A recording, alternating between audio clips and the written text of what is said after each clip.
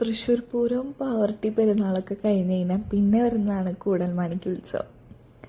പൂരങ്ങളുടെ ഏറ്റവും അവസാനത്തെ പൂരം കൂടിയാണ് കേട്ടോ അത് കൂടൽമാണിക്യ ഉത്സവം.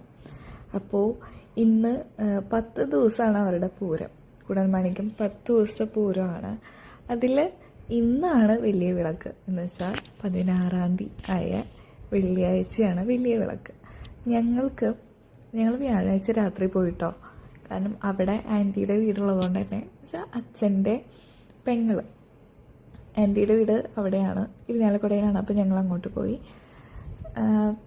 അവിടെയും ഈ തൃശ്ശൂർ പൂരത്തിലുള്ള പോലെ തന്നെ എക്സിബിഷനൊക്കെ ഉണ്ട്. ചെറിയ എക്സിബിഷനാണെന്ന് മാത്രം.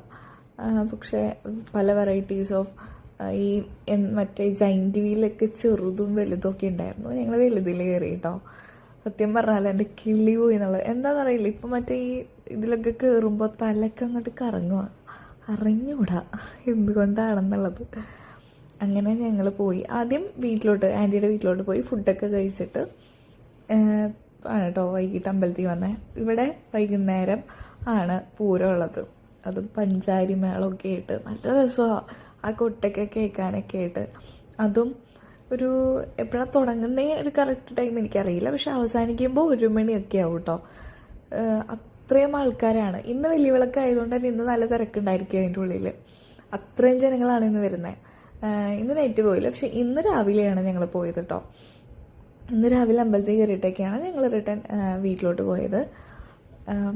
വൈകുന്നേരം അമ്പലത്തിലൊക്കെ പോയി. പിന്നെ നമുക്ക് പൂരക്കഞ്ഞിയൊക്കെ ഉണ്ടാവും കേട്ടോ. നമ്മുടെ തൃശ്ശൂർ പൂരത്തിനൊക്കെ പോലെ പൂരക്കഞ്ഞി ഉണ്ടാവും. 10 ദിവസം പൂരക്കഞ്ഞി ഉണ്ടായിരിക്കും. 10 ദിവസം പൂരക്കഞ്ഞി ഉണ്ടായിരിക്കും കേട്ടോ.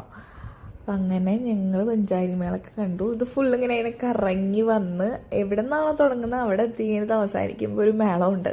അതാണ് അതിൻ്റെ ഒരു ആവേശം തന്നെ വേറെ ഒരു ലെവൽ തന്നെയാണ്.